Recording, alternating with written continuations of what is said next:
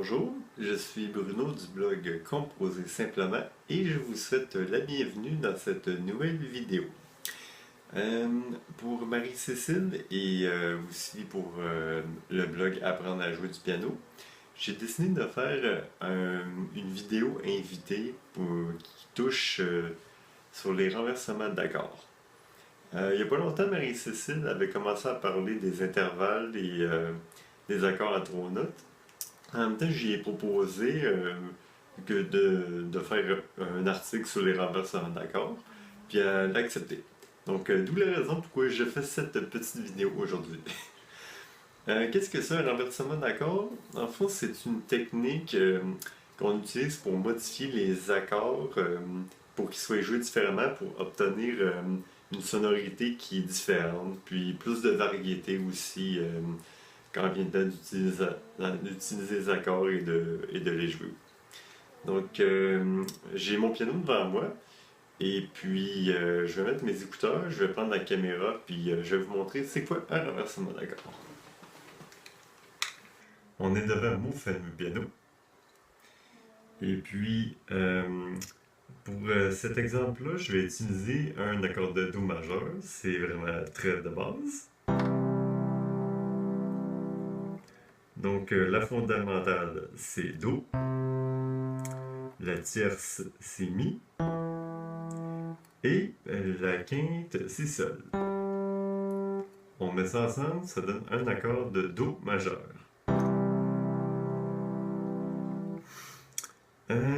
Ça, ce que je viens de vous montrer là, c'est l'état fondamental de l'accord. Quand on fait un renversement, c'est sûr que il y a une note qui est jouée un octave plus haut ou un octave plus bas. Donc, je vais vous montrer un exemple. Ici, attendez, je vais le jouer comme ça. Fait que c'est Mi, Sol, Do. La différence que j'ai faite, c'est que la note de Do, elle est jouée en octave de plus haut. Donc, ça donne ça. Ça, c'est un premier exemple de renversement d'accords. L'autre exemple, le deuxième renversement d'accords que je vais jouer, c'est...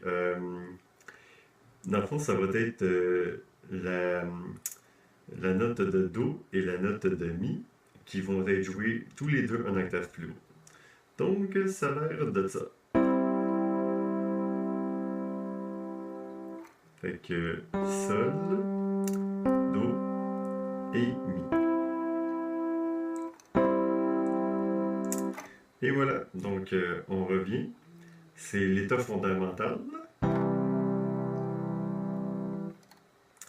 Le premier renversement. Et le deuxième renversement.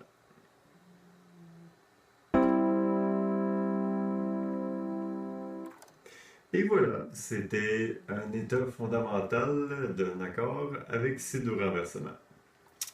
Et quand vous faites aussi des progressions d'accords, ce qui est bon de faire, c'est très bon d'utiliser renversement d'accords parce que ça va ajouter plus de variété, parce que sinon ça va tout le temps jouer la même ton, puis ça va être monotone.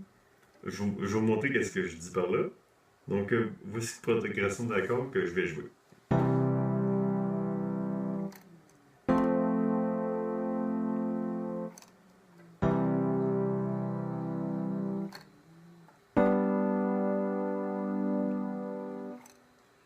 Donc, j'ai joué Do majeur, Fa majeur, Do majeur, Sol majeur.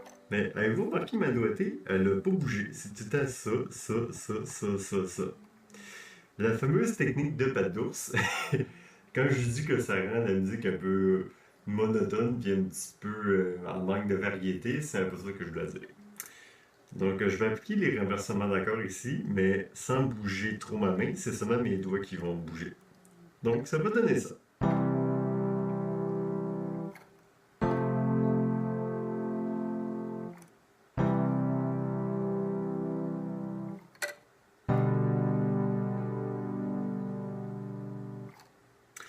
Et voilà, donc quand vous faites des renversements d'accords, pour vos progressions, ça rajoute un petit peu plus de variété et ça fait du bien à jouer. Fait que c'était ce que j'avais à vous présenter. Oui, ça a été quand même assez court. C'est sûr que, Marie-Cécile vous a montré tout ce qui touchait les accords à trois notes et les intervalles, c'est un petit peu plus familier que je vous parle de ça. Surtout quand vous composez votre propre musique au piano. Mais ça peut s'appliquer dans d'autres instruments comme la guitare par exemple. Mais j'ai montré ça pour le piano parce que bon, apprendre à jouer du piano, et aussi parce que je trouve ça plus simple visuellement de se repérer au niveau des intervalles. C'est sûr que j'ai parlé seulement des accords à trois notes, parce qu'il existe aussi les renversements pour les accords à 4 et à 5 notes. Là, ça devient beaucoup plus complexe.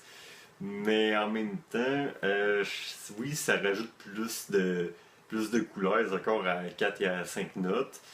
Mais malheureusement, moi, mon but, c'est de rester le plus simple possible. Et c'est pour ça que les accords à trois notes, c'est toujours gagnant. Donc, j'espère que vous avez aimé cette petite vidéo-là. Écrivez-vous vos commentaires en dessous. Je serais curieux de vous entendre qu'est-ce que vous pensez des renversements d'accords. Est-ce que c'est quelque chose que vous utilisez beaucoup? Est-ce que vous composez votre musique avec ça? Écrivez-moi, puis ça me fait plaisir de vous répondre. Donc, c'était la vidéo Les renversements d'accords.